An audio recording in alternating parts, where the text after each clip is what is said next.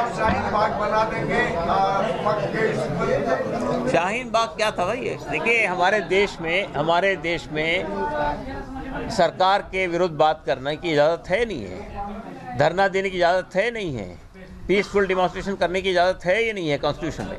वही तो काम किया था शाहीन बाग ने, और क्या किया था? तो क्या वक्त के इस पर हो सकता है, शाहीन बाग बन जाएगा? हो सकता है। हो सकता है। तो वहीं दूसरी तरफ मुसलमानों के हिमायती बनने वाले एआईएमआईएम के अध्यक्ष असदुद्दीन ओवैसी एक बार फिर से अपने बयानों से भड़काने में लगे हैं। ये वक्फ का कानून मोदी इसलिए लाए हैं, यह कानून बनाना चाहती हैं इस बिल के जरिए कि मुसलमानों से मस्जिदों को छीन लिया जाए, मुसलमानों की दरगाहों को छीन लिया जाए, खानखाओं को छीन लिया जाए, कब्रस्तानों को छीन कर खबरों को मिसमार कर दिया।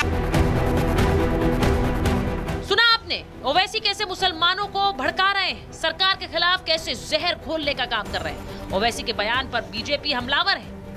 मैं कहता हूं आज के दिन में वो लोग डरे हैं, तब तलवार की नोक से डर के उन्होंने धर्म बदला है। हमारे लोगों ने तलवार से नहीं डरा है और न उनकी सलवार पहना है। हम लोगों ने तलवार को भगाया है और देश को बचाया। भारतीय संस्कृति जिसे पसंद था वो हिंदुस्तान में है, और जिन्हें धर्म पसंद था वो पाकिस्तान में है, रो रहे हैं। तो ये ओवैसी पागल हो चुका है, और ऐसे पागल व्यक्तियों को बाहर घूमने देना ये जनता के लिए हानिकारक होता है। तो इसलिए तुरंत पागल खाने भेजकर इनका इलाज करने की आवश्यकता है। असदुद्दीन ओवैसी भ्रम फैलाने के माहिर खिलाड़ी हैं। दिन भर काम ही किया है, और वो चाहते हैं कि पूरे देश में माहौल ऐसा हैदराबाद जैसा कर दें ताकि लोग तनाव में। ये देश हिंदुओं का भी है, मुसलमानों का भी है, लेकिन क्या वक्फ की उस अनियमित शक्ति पर लगाम लगाने की जरूरत नहीं है जो देश में ईडन गार्डन क्रिकेट स्टेडियम को भी अपना मानता है, जो देश की संसद की जमीन को भी अपना कहता है, और दिल्ली के इंदिरा गांधी अंतर्राष्ट्रीय एयरपोर्ट को भी अपनी ही जमीन पर मानता है। आज महाभारत में ये सवाल ये पूछ रही हूँ कि क्या वक्फ बिल आएगा तो देश में जगह जगह शाहीन बाग बनाने की धमकी दी जाएगी? क्या देश में बड़ा आंदोलन चलाया जाएगा? और देश के बड़े राजनीतिक दल क्या इस आंदोलन का समर्थन करेंगे या फिर देश हित में सोच पाएंगे? Bureau report, Republic Bharat.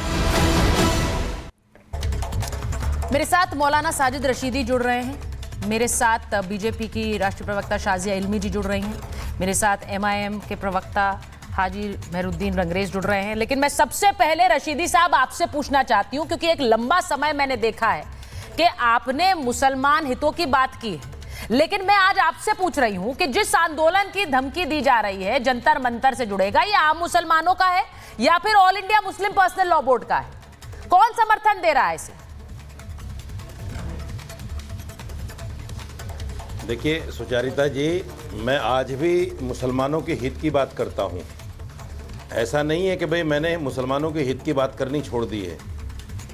मैंने मुसलमानों के हित की बात की थी। जो 13 को इन्होंने धरना प्रदर्शन रखा था जंतर मंतर पे, हाँ। मैंने ही आवाज़ उठाई थी कि होली है, जंतर मंतर पर 13 को धरना प्रदर्शन ना किया जाए। उन्होंने मेरी बात को माना और इस 17 को किया। एक चीज़ समझ लीजिए, धरना प्रदर्शन ये संवैधानिक अधिकार है किसी भी नागरिक का, और मैं वक्फ बिल की हिमायत में नहीं हूँ, ये आपको बता दूँ। लेकिन इस हिमायत में भी नहीं हूँ कि देश में अराजकता फैले, और देश में जो है जिस तरह से लोग कह रहे हैं शाहीन बाग बनेगा, फला बाग बनेगा, वो चीज़ें मैं नहीं चाहता। आप संवैधानिक तरीके से अपनी जायज़ मांगों को रखिए, मैं भी आपके साथ हूँ, लेकिन देश की संपत्ति सरकारी या प्राइवेट उसको कोई नुकसान ना पहुंचे, किसी जान मतलब को क्या आपको ये भी डर है, आपको ये भी डर है कि देश की संपत्ति को भी नुकसान पहुंच सकता है?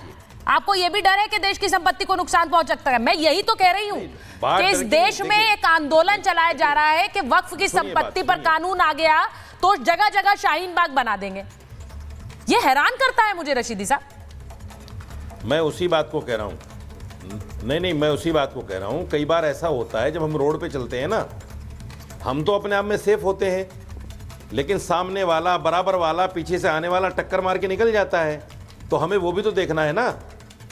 हमें उससे भी अपने आप को बचाना है, अपने समाज को बचाना है कि कोई आदमी ऐसा हम में ना घुस जाए जो इस तरह की बातें कर गुजरे और वो सारा विलेम जो है मुसलमानों पर आ जाए। नहीं तो आप वक्फ बिल के समर्थन में है या उसके खिलाफ है? मैं आपसे पूछ रही हूँ, अगर देश की संसद एक बिल ला रही है तो आप उसके समर्थन में उसके खिलाफ हैं? नहीं, मेरे समाज के लिए, मेरे समाज के खिलाफ अगर कोई बिल होगा, मेरे मुस्लिम हितों के खिलाफ अगर कोई बिल होगा तो मैं उसकी मुखालफत में रहूंगा। अगर नहीं रशीदी साहब, अगर मगर की बात ही नहीं है ना, मैं तो सीधा पूछ रही हूं आपको। वक्त संशोधन बिल आएगा, इसी सत्र में आएगा, ये बिल्कुल क्लियर है। इसीलिए तो all India Muslim personal law board कह रहा है हम 17 तारीख को सड़कों पर उतरेंगे। मैं आपसे पूछ रही हूं। नहीं आना चाहिए, देखिए नहीं आना चाहिए। सरकार को चाहिए कि थोड़ा इसको डिले करे, तमाम लोगों से वाद विवाद हो, तमाम लोगों से बैठकर बातें हों और जो अच्छा हो वो करे। जो अच्छा हो वो किसी चीज को लाना ना देश हित में है ना समाज हित में है। मैं एक बार शाजिया जी के पास जा रही हूँ। शाजिया जी, जिस तरह से ये पूरा एक सेटअप हो रहा है, 17 तारीख, मैं बार बार कह रही हूँ 36 घंटे बचे हैं और 36 घंटे बाद एक बड़ा आंदोलन छेड़ने की तैयारी। ये क्या देश के मुसलमानों का आंदोलन है? असदुद्दीन ओवैसी एक बार फिर कह रहा है, होली के दिन कह रहे हैं मैम, होली के दिन वो ये कह रहे हैं कि देखिए हमारी सारी संपत्ति छीन ली जाएगी, हम होने नहीं देंगे। जी सुचेता जी, आपको भी और जितने भी पैनल में मौजूद हमारे भाई बैठे हैं, कुछ उनमें से रोज़ेदार भी होंगे और मुझे लगता है कि रोज़े में क्या फ़र्ज़ होते हैं, क्या फ़राइज़ होते हैं हर एक इंसान के, इससे भी वो वाकिफ़ होंगे। उन सबको आदाब और प्रणाम जो भी लोग बैठे हैं। सबसे पहले तो मैं कहूँगी कि इतने पाकीज़ा महीने में इस तरह की बातें करना और बिल्कुल धड़ल्ले से झूठ बोलना अपने आप में बहुत बड़ा गुनाह है। जो कुछ तरह की बातें ओवैसी जी कह रहे हैं, मुझे इससे साफ एतराज़ है और मुझे लगता है कोई भी जो रोज़ेदार हो या गैर रोज़ेदार मुसलमान होगा या हिंदू होगा उसको तकलीफ़ होगी। मैं क्यों बताती हूँ इस बात को? ओवैसी जी भी जानते हैं कि इतने सारे लिटिगेंट्स जो हैं, पिटिशनर्स हैं, मुसलमान हैं, जो वक्फ बोर्ड में जो कुछ चल रहा है ट्रिब्यूनल्स में, और जिस तरह से पूरी तरह से एक पूरा एक माफिया उस पर कहीं कहीं जगह पे काबिज़ है, उसके खिलाफ आवाज़ उठाना ज़रूरी है और कई मुस्लिम पिटिशनर्स हैं। दूसरी ज़रूरी बात, इसको हिंदू मुस्लिम मामला बनाया जा रहा है। क्या टर्की के बारे में बताइए सुचरिता जी, क्या टर्की मुस्लिम देश है? क्या इजिप्ट मुस्लिम देश है? क्या सूडान मुस्लिम देश है? क्या जॉर्डन मुस्लिम देश है?